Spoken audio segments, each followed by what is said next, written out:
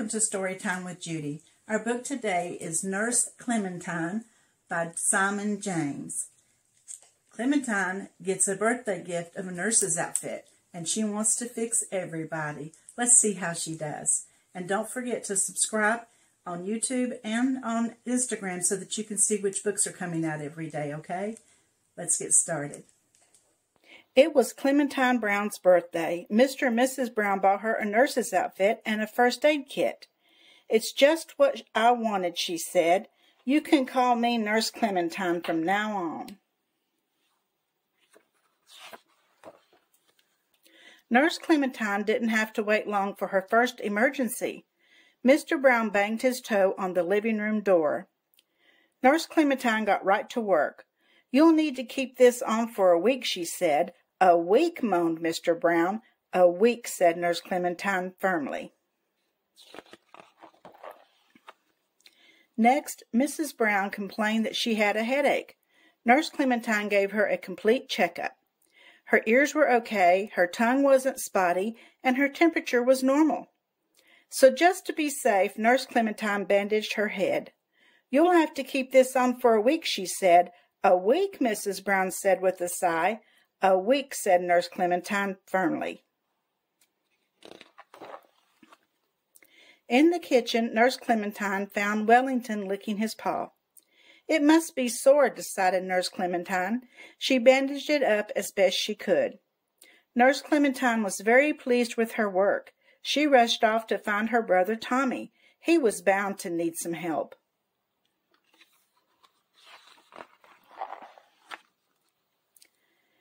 Bold and fearless, Tommy the superhero was on his way down the stairs. "Look out, Tommy," shouted Clementine. "You're going to hit the door." Nurse Clementine immediately opened her first aid kit. "It's a good thing I'm here," she said.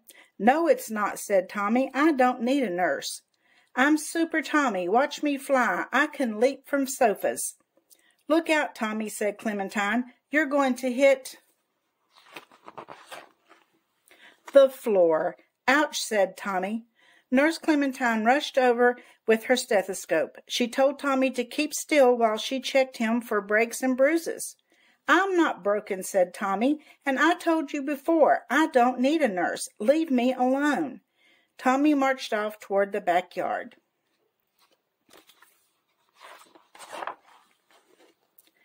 Clementine sat while Tommy played.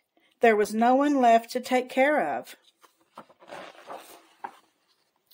She would just have to practice nursing by herself. First she listened to her own heartbeat.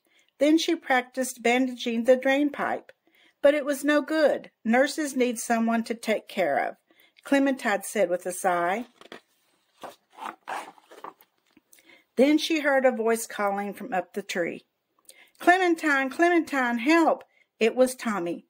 "I'm stuck," he cried. "I can't get down. It's too high." "Hang on, Tommy," called Clementine. "I'll get you down." Clementine knew she had to think quickly. After all, this was a real emergency. Clementine stood on tiptoe, but she couldn't reach Tommy. "I'm slipping," he said. "Hold on," said Nurse Clementine. "I can't," said Tommy. "I'm going to fall." Tommy closed his eyes as his hand slipped, but Nurse Clementine was there to catch him. "I've got you," she said. Tommy was relieved to be back on the ground. "Thanks, Clementine," he said. "You were great." When Tommy turned to go, Clementine noticed something. "Tommy," she said, "you scraped your arm." "Did I?" said Tommy. "You can bandage it if you like." Nurse Clementine was delighted to help. This was going to be her best bandage yet. But there was one small problem. She had forgotten her scissors. "This is going to be an extra special superhero bandage," said Nurse Clementine. "Really?" said Tommy. "But you're going to have to keep it on all week," said Clementine firmly. "All week?" said Tommy. "Great!" Well, Tommy liked that, didn't he? Well, I hope you enjoyed the story, and I'll see you again tomorrow.